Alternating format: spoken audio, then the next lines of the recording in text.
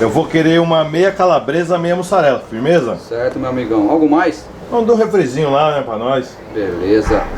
Quanto tempo, mano? Uns 10 minutinhos tá pronto, beleza? É, beleza, vou ficar aqui no salão então. Tá bom, valeu.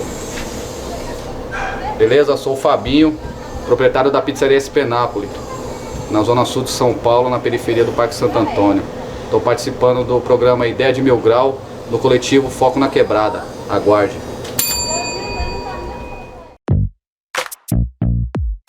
Ideia de mil grau, é nós na fita. Ideia de mil grau, é nós na fita. Nascido em 1987, nascido e criado aqui no bairro do Parque Santo Antônio. Meus pais são da Paraíba. Na verdade, meu pai veio primeiro, né? Ele veio pra cá, arrumou um trampo, começou a trabalhar e voltou lá pra buscar minha mãe.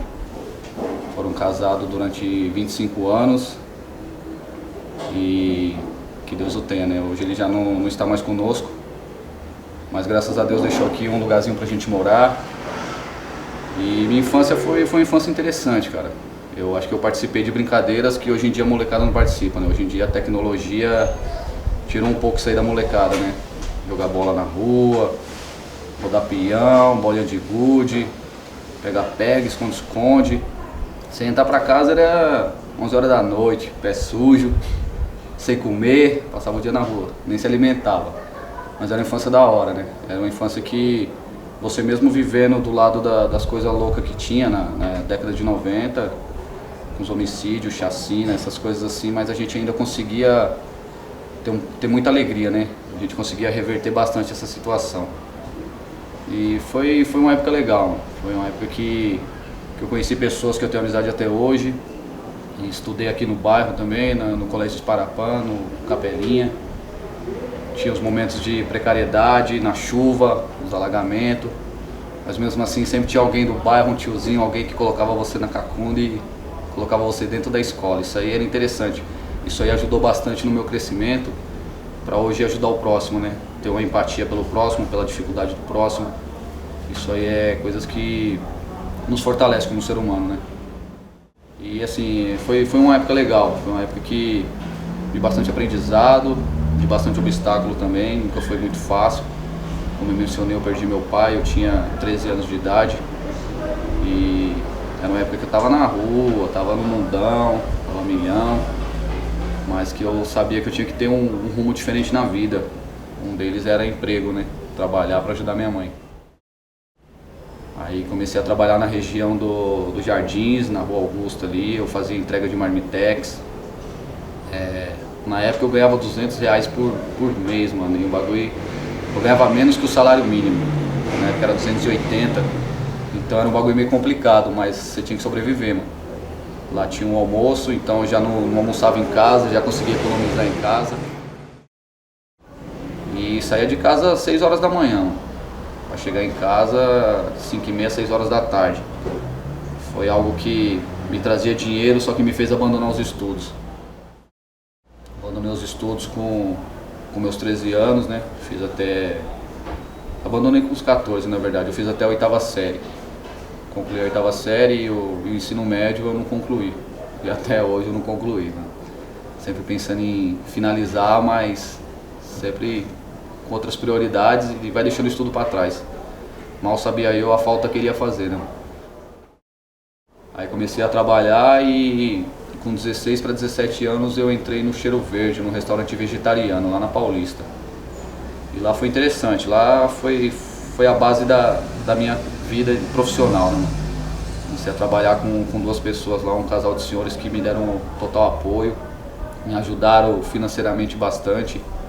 Trabalhei lá durante 13 anos, foi uma época que me instruiu bastante. Eu entrei como entregador, virei auxiliar de garçom, depois passei a ser garçom. E lá eu encontrei pessoas que me ajudaram como ser humano, que me fizeram ser uma pessoa que pensasse diferente, porque às vezes a gente sai da periferia com os pensamentos meio fechados e quando você conhece o mundão, né, quando você sai um pouco da ponte para lá, você vê que você encontra pessoas que te trazem uma visão diferente da vida, né?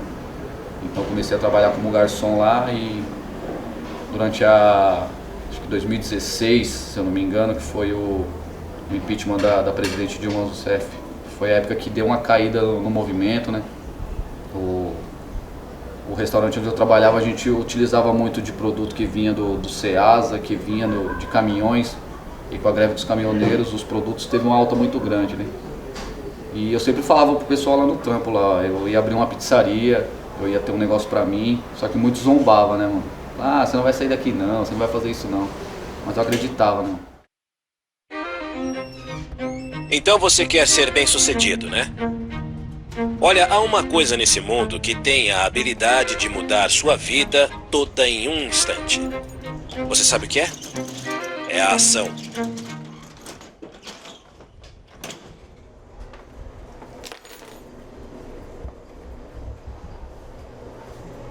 Salve, salve! Sou o Fabinho, morador do Parque Santo Antônio e proprietário da pizzaria Espenápolis. Cara, a pizzaria é... Primeiro que eu gosto bastante de pizza, mano. Eu sou fã de pizza e aqui em casa, antes de ter a pizzaria, a gente comia 3 vezes na semana. Hoje é 6. Hoje é bem mais. Mas assim, eu sempre gostei de pizza, então eu sabia que eu tinha que fazer alguma coisa que me desse uma renda, que me sustentasse, né? Que permitisse eu me vestir, eu me transportar, eu fazer minhas viagens. E eu queria algo também que eu conseguisse gerar emprego para os meninos da periferia, né? Porque às vezes a gente, só em ter no currículo que você é da periferia, você é do Parque Santo Antônio no seu currículo, já faz você talvez não ser escolhido diante de um currículo de outra pessoa de um bairro mais nobre, entre aspas, assim. Porque a gente vive no triângulo da morte, né? A gente, Parque Santo Antônio, Jardim Ângela, Capão Redondo, sempre foi considerado bairros de extrema violência. Então, se você não é um criminoso, você é sobrinho de um criminoso, é filho de um criminoso, é irmão de um criminoso, então você já é mal visto pelo lugar que você mora. E eu queria quebrar um pouco disso e dar oportunidade para pessoas da periferia também. Hoje, minha pizzaria é um bebê, né, mano? Eu tenho uma pizzaria há 2 anos, mas eu tenho um entregador que é contratado pela gente, eu tenho um pizzaiolo que é contratado pela gente, aí tem os fornecedores, que é o cara que entrega as caixas, que é uma pessoa da periferia também, que confecciona as caixas, e os produtos que a gente compra, a gente procura dar ênfase para produtos da periferia, para a senhora que vende o manjericão na esquina, na feirinha, o tomate, a rúcula. Então a gente procura usar produtos da periferia, no qual a gente vai conseguir fazer o dinheiro girar entre nós. Aqui é um negócio que eu vi que tem no Chácara Santana, no Zé Batidão, que é um negócio que eles têm o dinheiro deles mesmo, uma nota que gira em torno deles. Isso eu achei interessante, isso eu sempre usei, sempre falei para minha irmã, que é minha sócia na pizzaria, que a gente tinha que fazer algo do tipo, girar o dinheiro entre nós. Então eu compro na adega do meu amigo compra a pizza minha, eu corto o cabelo com meu amigo compra a pizza minha, então a gente consegue fazer o dinheiro girar entre nós. Eu acho isso interessante, porque a gente consegue dar condições tanto para ele quanto para nós. E a pizzaria foi mais um meio que eu encontrei, porque eu pensei também em cabeleireiro, pensei também em hamburgueria, só que eu tinha amigos que já faziam isso. E como diz, né, mano, eu não queria atravessar eles, entendeu? Então eu queria fazer algo que fosse voltado de um modo diferente, né? Mas quando eu pensei na pizzaria, alguns falaram, meu, pizzaria tem em todo canto, que não sei o que. Eu falei, mas gente, tem em todo canto também. Olha o tanto de casa que a gente tem em cada rua aí. Eu não quero atravessar ninguém, eu quero ter só meu espaço, só isso e me basta. Aí eu optei pela pizzaria. Aí, como eu estava dizendo, no ano de 2016, né, com o impeachment da presidente, o restaurante teve uma queda enorme, eu trabalhava pelo salário e comissão, então eu cheguei à conclusão que eu tinha que dar um estalo nesse meu sonho, nessa vontade de ter algo meu. Aí foi quando eu decidi mesmo montar a pizzaria. Saí do trampo, fiz um acordo legal com o patrão, ele se propôs a pagar para mim mensalmente, porque também não estava com condições de pagar tudo. Me pagou mensalmente, só que o dinheiro eu fui gastando. O dinheiro eu fui gastando, fui comprando isso, aquilo outro, e eu tinha um carro, né? O meu carro estava avaliado em 14 mil na época. Falei, vou vender esse carro e vou montar a pizzaria. Vou ficar a pé uns dias aí, depois a gente consegue outro bem, né? Bem materiais eu nunca fui muito apegado. Sabia que depois viria algo que me levasse para os distribuidores, né? Depois eu lançava um carrinho. Então eu coloquei na cabeça que eu tinha que vender o carro, consegui vender. Encontrei na internet um cara que fazia forno, entrei em contato com ele, conversamos, o nome dele é Antônio, o cara que me ajudou bastante, cobrou um preço que foi muito acessível para mim e ajudei ele na mão de obra. É um cara que eu devo uma gratidão enorme. Me ajudou até a confecção da massa, porque até então aqui no bairro muitas das massas era feita com ovo, então era uma massa que estragava com uma facilidade maior. Ele me ensinou um modo de fazer uma massa sem ovo, sem leite, então eu já tinha uma economia na confecção da massa e também uma massa diferente das demais, no qual eu tenho uma clientela que elogia até hoje. Porque a gente consegue fazer algumas pizzas doce, que normalmente fica com a massa mais seca, a gente consegue manter ela fofinha. Isso aí pra gente foi interessante, porque uma pessoa que veio para construir um forno foi o criador da massa que a gente utiliza até hoje. O Antônio, ele foi uma pessoa muito importante para mim nesse requisito. Então assim, e eu comecei a pôr em mente que eu tinha que abrir essa pizzaria e eu consegui fazer isso, né, cara?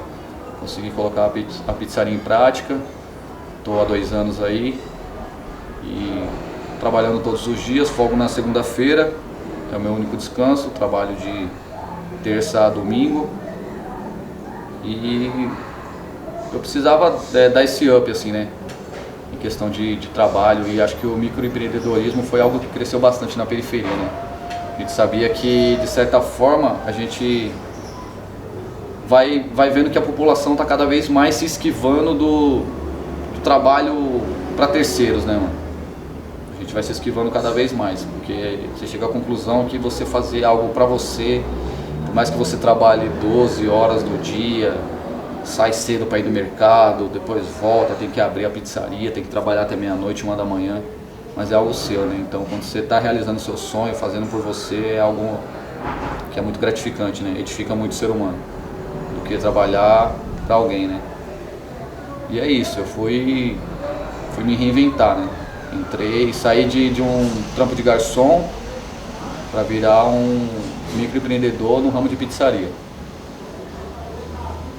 E assim, cara, é interessante que na periferia, né, mano, a gente tá vendo bastante comércio, né, crescimento de comércios, e você vê que você tá no mesmo caminho, né. Com 33 anos de idade, eu poderia estar até hoje trabalhando de garçom, eu poderia estar numa situação pior, como vários manos que a gente tem na periferia, que infelizmente alguns nem se encontram mais, né. E outros que se encontram até privado da liberdade. Quando eu coloquei na mente que eu tinha que trabalhar com alimento, era também nas condições de poder ajudar o próximo, né? Politicamente falando, a gente, há um tempo atrás, tinha, creio eu, até oportunidades melhores, né? Questão de faculdade chegou para a periferia, né? Coisa que a gente não imaginava. Viagem de avião para a periferia, coisa que a gente não imaginava. Mas por escolha de alguns, a gente acabou retrocedendo, né, mano? Acho que a gente foi no ritmo Usain Bolt,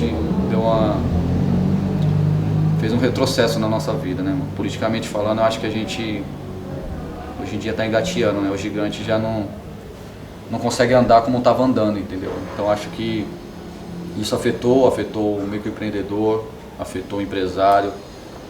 As pessoas só acordaram, alguns acordaram na verdade, 2 anos depois da decisão.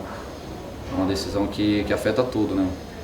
A gente hoje tem no meu ponto de vista, uma pessoa que não parece ser o patriota que se dizia, né?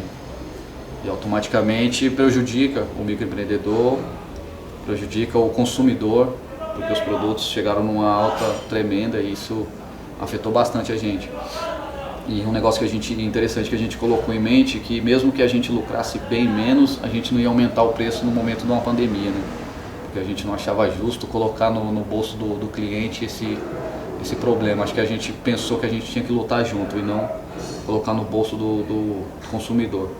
Foi uma decisão que eu e minha irmã tomamos, que a gente não ia ter aumento enquanto a gente estivesse passando por esse momento, mesmo pagando mais, bem mais. Pra você ter ideia, a gente pagava num produto R$60, chegamos a pagar 130, que era para ser lucro, foi só trabalhar, foi só manter a casa aberta, pagar funcionário, pagar fornecedor, mas a gente tinha em mente que a gente não podia tá passando adiante isso, né? Que foi algo que que afetou todos nós, né? Tanto financeiramente como vidas, né? Vidas que se foram, que faz você ter um pouco de sentimento, né? Por mais que não seja ninguém dos seus, faz você ter um pouco mais de sentimento pelos que sofreram, né? Essa situação toda. Algo que me interessava também bastante em questão de trabalhar com a pizzaria, de trabalhar com comércio que fosse de alimento, é porque sempre quando colava alguém pedindo comida lá no trampo, eu dava, né, mano? Então, tipo, às vezes o patrão até me cobrava. Pô, você fica dando comida, então fica vindo um monte de gente aqui. Só que eu sabia que eram coisas que às vezes iam ser jogadas fora, iam ser descartadas, né? Que não ia ser reutilizável no dia seguinte. Então eu não via por que não fazer isso. Eu até falava pra ele, pode cobrar a embalagem de mim que não tem problema. Porque a questão de ajudar o próximo me movia mais ainda do que a questão de profissional, né? Eu sabia que relacionado ao que eu ia seguir profissionalmente, tinha que ser algo que eu também pudesse ajudar o próximo. Além de me manter, eu pudesse ajudar o próximo.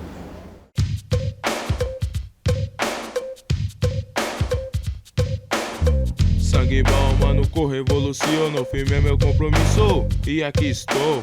Me apresentou, com todo respeito, humildade em primeiro, é daquele jeito, na correria de 1000 grau, no dia a dia, bolinha o vigador, periferia, se a consciência for ninguém desacredita, aliados banca forte, é nós na fita. Eu sempre lembro, sempre vem essa música na cabeça, tá ligado? Às vezes eu tô no carro, eu tô cantando ela, eu falo, caralho, Você cantou a música, mano. o bagulho é miliano, cara. Você é louco. Essa letra aí Era deve ter uns umas 20 anos. brecadinhas, não era? É, pô. A letra deve ter uns 20 anos. Eu perdi essa música, mano. Eu perdi a música, perdi a base. Nem gravou ela, nem nada, então perdeu o som. Escrevi pra ele. Foi. O produtor nato, né? Escreveu o bagulho já pensando no nome. É, então, ele escreveu uma música, ele falou, mano, essa música aqui tem que ser você, mano. É, meio cheio dessa mesmo. Aí solta a base, tem que entrar agora, entrava errado toda hora. Ele, não, mano, tem que entrar agora, cara. Escuta, Tá mano, parecendo tem que uns entrar mano aí. agora. Deixa eu ver se O entrega. Fabião cantava bem pra caralho, mano. Aí nós entrava lá dentro da parte de gravação assim, o microfone ligado, aí eu, mano, bolinha chata pra caralho, né, Vavá? Os caras estavam ouvindo lá só pra zoar mesmo, tá ligado? Mano, nós aloprava, mano, e o cara doido pra gravar e nós zoando pra caralho, mano. Tá doido. Aí colava no vidro, ficava fazendo. E os caras se rachando, tá ligado? Mano, nós aloprando, nós. Mano, pra nós aquilo era da hora, né, velho? Pô, nós tava no estúdio gravando, mano. O rap na minha vida, velho, é um segundo coração, tá ligado? Hoje eu não canto mais, só que durante minha adolescência, né, minha fase chegando a adulto, eu vivi no rap, eu fazia parte de uma banca, né, aliás, Banca Forte, que não era só uma banca, era uma família, mano. Era uma família e o rap sempre foi um combustível na minha vida, mano. O rap sempre me ajudou muito, me instruiu para ser a pessoa que hoje eu sou, mostrou que o caminho a seguir tinha que ser um caminho mais correto, porque o rap ele te ensina a ser um ser humano diferente, entendeu? O rap ele me ajudou como ser humano, me capacitou em questão de ele suprir os estudos que eu não fiz, entendeu? O rap ele me adotou, né, mano? O rap me escolheu, não foi eu que escolhi o rap, né, mano? O rap ele me adotou, então o rap ele me mostrou a dificuldade da periferia, tá ligado? Porque até então, às vezes, você só dentro de casa você não consegue enxergar isso. Ele me mostrou a dificuldade da periferia, me levou a favelas que eu não imaginava ir e ver realidades que até então eu desacreditava existir, entendeu, mano? Então o rap ele me mostrou como ser humano, né, mano? Me fez ser um ser humano mais social. Em questão assim, não que eu não era, mas na prática, quando você vê a situação, a precariedade do próximo, assim, te faz ser um ser humano mais social e querer ajudar os outros. Então o rap, assim, ele me ajudou como ser humano, foi um alicerce na minha vida. Sobrevivo, a guerra passa de décadas a décadas, de tempos em tempos, vários, nome é o relento, moleque cheira cola que só me pedra no escadão. A vontade de vencer na vida, a vontade de ir atrás dos seus objetivos, a maioria já sem um pai presente, tá ligado? Um pai em casa, só a mãe, aquela guerreira. Então assim, foi algo que que a gente se identificou bastante na dificuldade, né, mano? Que me fez entender que o rap fazia parte da minha vida, né, mano? E me ajudou bastante, mano. O rap, a banca, a humildade das pessoas que passou na minha vida naqueles momentos, o carinho da mãe dos caras com nós, mano, que tinha todos como um filho, tá ligado? Isso aí era incrível, cara.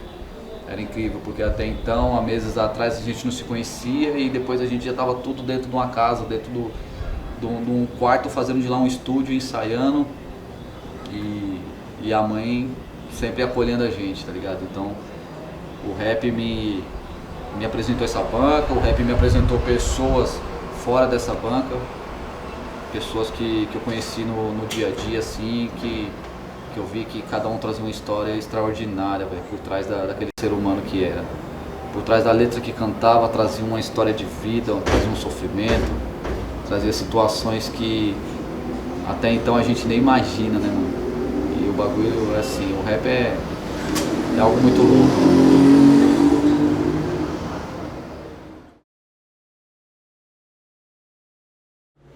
Cara, vou falar pra você, a gente pôr a cara pra bater, né, mano? Você tem que ir pra cima, velho. Você tem que ir pra cima. Você já nasceu na periferia, você já nasceu com condições limitadas, você já nasceu numa situação, mano, que você, se não for pra cima, você fica pra trás. Essa é a real. Que nem diz o Mano Brown, mano, o cara da periferia, ele tá 10 passos atrás, né, mano? Então você tem que se reinventar, mano. Não sou herdeiro de nada, entendeu? Meu pai trabalhou a vida toda, metalúrgico, se aposentou e conseguiu dar dignidade pra gente de uma casa.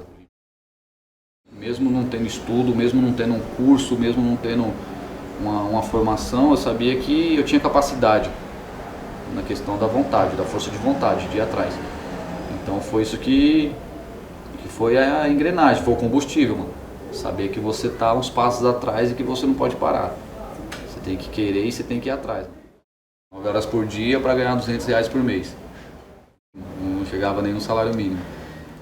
Eu sou um microempreendedor, mas de terça, quarta e quinta sou eu que estou na sua porta entregando a pizza. No momento de crise, o que eu mais vi foi comércio fechando. Pessoas que não conseguiram pagar aluguel, que não conseguiram manter funcionários. Tinha gente que tem quadro de funcionários de 12, 15 pessoas, ter que mandar metade embora. Isso em todos os segmentos. Eu vi isso aí em posto de gasolina, eu vi isso aí em pizzaria, eu vi isso aí em restaurante do bairro. Então todo tipo de comércio que tinha um funcionário, ele acabou se limitando. O dono mesmo indo para trás do balcão, a pessoa se reinventando para tentar fugir da crise econômica. Então eu falei para minha irmã, a gente está começando uma crise econômica. Então a gente tem que fazer o quê? Tem que fazer algo que nos mantenha de pé e que faça a gente passar por todos esses problemas. Porque eu já sabia que não seria fácil, né? Não seria fácil, além de ter pizzarias renomadas como concorrência no bairro, eu tinha que fazer algo que chamasse a atenção do cliente. E na periferia, chamar a atenção do cliente, boa parte, é uma qualidade e um preço justo. Então no preço justo foi a ideia que eu tive, de fazer uma pizza que eu colocasse uma promoção de terça, quarta e quinta num preço razoável, um valor abaixo do valor cobrado no finais de semana e bem abaixo do que as outras pizzarias cobravam na região. Então colocamos promoção nas pizzas, colocamos a taxa de entrega grátis e procuramos uma forma de se reinventar. E fazer bem mais do que eu fazia quando era um funcionário, né? Mesmo sendo um microempreendedor, eu não ia ficar só atrás do balcão, contando o que vendeu, contando o que tem que comprar.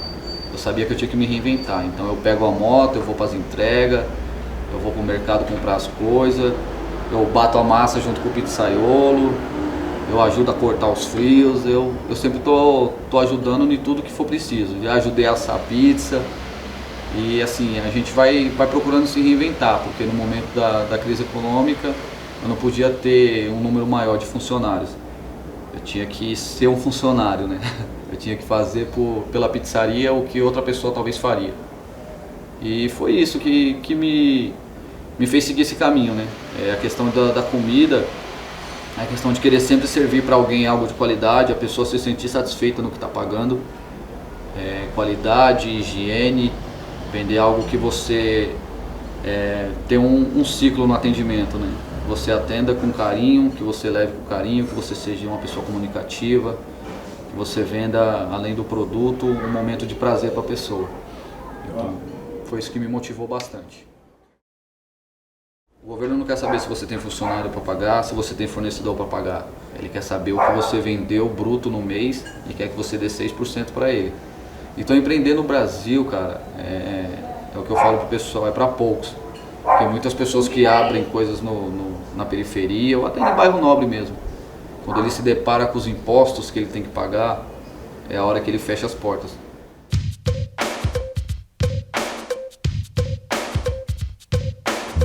Sangue bom, mano, revolucionou, firme é meu compromisso, e aqui estou. Me apresentou, com todo respeito, humildade em primeiro, é daquele jeito, na correria de 1000 grau, no dia a dia. Um pagodinho da hora, tio.